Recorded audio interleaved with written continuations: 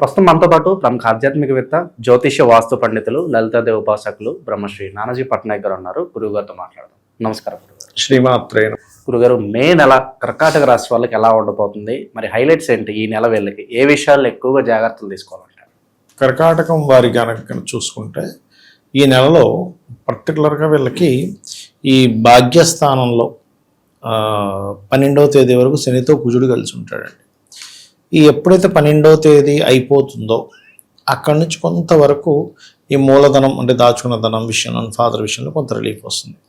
అయితే ఇక్కడ మనకి రవి బుధులు 14వ తేదీ నుంచి వృషభంలో ఉండే శుక్రుడు మిథునంలోకి 14వ తేదీ గురువును కలుస్తూ, అదేవిధంగా ధనస్థానంలో కేతువు, ఈ రకంగా సప్తమంలో రాహు, మన 8వ స్థానంలో రాహు ఉన్నాడు.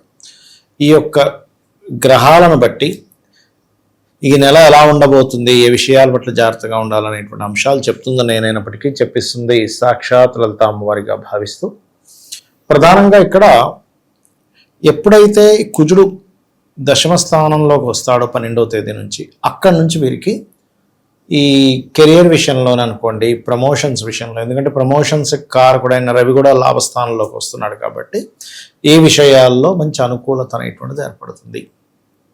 అయితే వీరికి ఫైనాన్షియల్గా ఇంకా బాగా గ్రోత్ రావాలి అంటే మాత్రం గణపతిని ఎక్కువ ఆరాధిస్తుండాలి, సుబ్రహ్మణ్యేశ్వర స్వామిని ఎక్కువ ఆరాధిస్తుండాలి. వీరికి ఎటువంటి రూపాయి వచ్చినా కూడా ఒక్కసారి ఆ గణపతిని తలుచుకొని వాడడం కానీ జేబులో పెట్టుకోవడం కానీ చేస్తే చాలా మంచిది. ఎందుకంటే ధనస్థానాన్ని రూల్ చేసేవాడు కేతు అయ్యాడు కాబట్టి. ఓకే, అదేవిధంగా ఈ నెలలో మే నెలలో ప్రత్యేకంగా ఇన్వెస్ట్మెంట్స్కి చాలా బాగుంది చెప్పాలంటే. 12వ స్థానంలో గురువు ఉంటూ అక్కడ శుక్రుడు వచ్చి కలుస్తున్నాడు. అది కాకుండా 12వ అధిపతి కూడా బుధాదిత్య యోగంలో ఉంటున్నాడు మీకు 14వ తేదీ వరకు, మే మాసంలో. 14వ తేదీ తర్వాత అదే బుధుడితో కలిసి మీకు వృషభంలోకి వస్తాడు. అంటే ఏంటి, లాభంలో ఉంటాడు. అంటే మీరు చేసే ఇన్వెస్ట్మెంట్స్ కారకుడైనటువంటి కారక స్థానంలో మన గురు శుక్రులు ఉండడం ఒక ఎత్తు అయితే, ఈ బుధుడు 12వ అధిపతి సంచరిస్తున్నటువంటి గ్రహస్థితి చాలా చాలా బాగుంది. దీని మూలంగా ఏంటంటే కొన్ని కొత్త అగ్రిమెంట్స్ అవ్వడం, ఇన్వెస్ట్మెంట్స్ వల్ల కొంతవరకు అంటే సరైన సమయంలో సరైన ఇన్వెస్ట్మెంట్ చేసామలే అనుకునేటువంటి ఒక అవగాహన కానీ, అంటే ఒక రకమైన సాటిస్ఫాక్షన్ అనేది ఉండడం జరుగుతూ ఉంటుంది చెప్పాలంటే. ఇక మరొక విషయం ఏంటంటే, ఇక్కడ విదేశాలకు వెళ్ళి చదవాలి, విదేశాల్లో ఏదైనా ఉద్యోగం చేయాలనుకునేటువంటి వారికి 14వ తేదీ తర్వాత నుంచి చాలా చాలా అనుకూలంగా ఉంది చెప్పాలంటే. ఓకే, అండ్ అలాగే మరొక విషయం ఏంటంటే, ఈ పంచమాధిపతి అయినటువంటి కుజుడు ఎప్పుడైతే మీకు దశమ స్థానంలో ఉంటున్నాడో, భాగ్యస్థానంలో ఉంటున్నాడో, ఇక్కడ ఏంటంటే దీని మూలంగా కొంచెం ఈ సంతానానికి ఏదైనా హైయర్ ఎడ్యుకేషన్ రిలేటెడ్ సంబంధించిన విషయాలు ఏవైతే ఉంటాయో అవి కొంచెం ఇబ్బందికరంగా ఉంటాయి చెప్పాలంటే. అండ్ అదేవిధంగా అప్పుల విషయంలో ముఖ్యంగా అన్నదమ్ములకు కానీ అక్కచెల్లెలకు కానీ తోబుట్టు వరుస వాళ్ళకి దాయాదులకి వీరికి ఎవరికైనా అప్పులు ఇచ్చే విషయంలో కానీ అప్పులు పొందే విషయంలో కానీ కొంచెం జాగ్రత్తగా ఉండాలి చెప్పాలంటే. అండ్ వివాహ సంబంధించినటువంటి విషయాలు 12వ తేదీ తర్వాత నుంచి అనుకూలతలోకి వస్తుంది. 12కు ముందు మీరు ఎంత ప్రయత్నాలు చేసినా అంత అనుకూలంలోకి రాదు చెప్పాలంటే ఈ కర్కాటకం వారికి చెప్పాలంటే. అలాగే మరొక విషయం ఏంటంటే, అష్టమ స్థానంలో రాహు ఉన్నందుకు ఏదైనా అకల్ట్ రిలేటెడ్, ఇప్పుడు పిహెచ్డీస్ అవి చేస్తుంటారు చూసారు, అటువంటి వాటికి చాలా చాలా అనుకూలంగా ఉంది. ఉద్యోగ సంబంధించిన విషయంలో ఉన్న ప్రదేశంలో కాకుండా ఇతర ప్రదేశాలకు మారడం మూలంగా వీళ్ళకి లైఫ్ అనేటువంటిది, అంటే ఉద్యోగంలో బాగుంటుంది. ఉన్న ప్లేస్లోనే, ఉన్న ఊర్లోనే అక్కడే ఏదో చేసుకుందాం అనుకుంటూ ఉంటే వీరికి అంత గ్రోత్ అనేటువంటిది ఉండదు.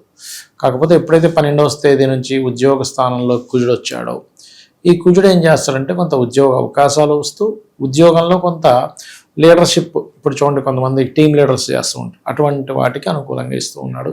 ప్రమోషన్స్ కూడా అనుకూలంగా ఉంది. మరియు దీంతోపాటు మెడికల్ రంగాల్లో ఉండేటువంటి వారికి ప్రత్యేకంగా, అంటే మెడికల్ రంగాల్లో ఏ రంగంలో ఉన్నా, మెడికల్లో లేదా మెడికల్ బిజినెస్లో ఉన్నా కూడా ఈ యొక్క నెల రాణిస్తుంది చెప్పాలంటే, బాగా రాణిస్తుంది.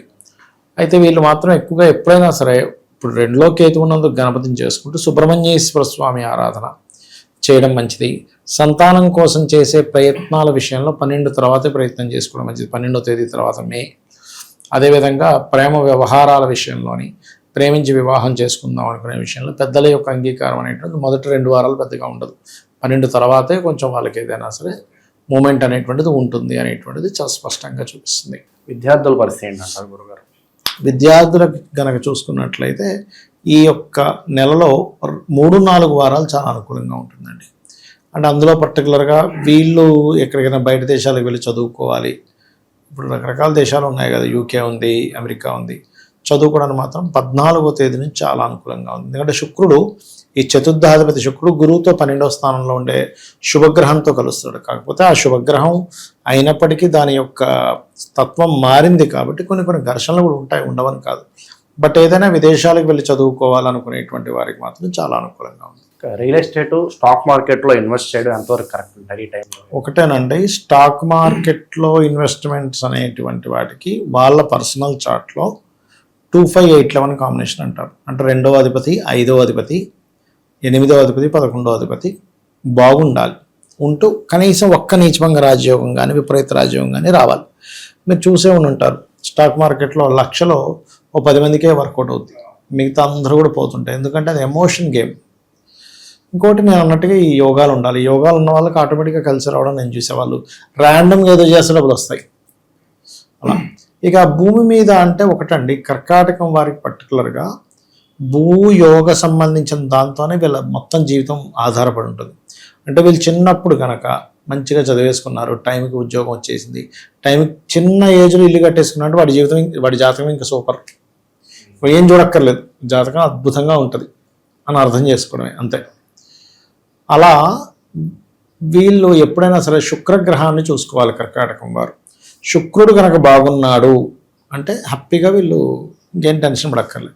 శుక్రుడు పాడయ్యాడు, శుక్రరాశులు పాడయ్యాయి అంటే తులారాశి, వృషభ రాశి 2 పాడయ్యాయి, అప్పుడు మాత్రం వీళ్ళు ఖచ్చితంగా కొంచెం భూములు తీసుకునేటప్పుడు ఈ మదర్తో ఉండే రిలేషన్ కానివ్వండి, కొంచెం వీళ్ళు చెయ్యని పని కొంత డిస్టర్బ్ అవ్వడం. ఎందుకంటే ఎమోషన్ గ్రహాలు రాశి కదా, ఇలాంటివి కొంచెం పడుతూ ఉంటాయి. వీరికి శత్రుభయం ఏమన్నా ఉంటుందో వీళ్ళకి ఏదన్నా ప్రస్తుతానికి? ఎవరితో ఎక్కువ నష్టం కలుగుతుంది వీళ్ళకి? ఎవరికి చాలా దూరంగా ఉండాలంటారు ప్రస్తుతం? శత్రు భయము అంటేనండి, ఒకటి ఈ యొక్క జాతకులకి 6th లార్డ్ అంటే 6వ స్థానాన్ని మనం శత్రుస్థానంగా తీసుకుంటాం. కొంచెం ఉంటుందండి, ఎందుకంటే ఎంతైనా కూడా సాటర్న్ పూర్తిగా ఆక్యుపై చేశాడు గురువు యొక్క రాశుల్ని. ఆక్యుపై చేసినందుకు ఏంటంటే శత్రుభయం ఉంటుంది. అది కొంచెం కనబడని శత్రువులు అంటుంటారు చూసారా, మన చుట్టూ ఫ్రెండ్స్ లాగా ఉండి ఇబ్బంది పెట్టే శత్రువులు ఉంటుంటారు, అది కొద్దిగా చూసుకోవాలి. చివరిగా ఎలాంటి పరిహారాలు విశేషంగా వీళ్ళకి కలిసి వస్తాయి అంటారు?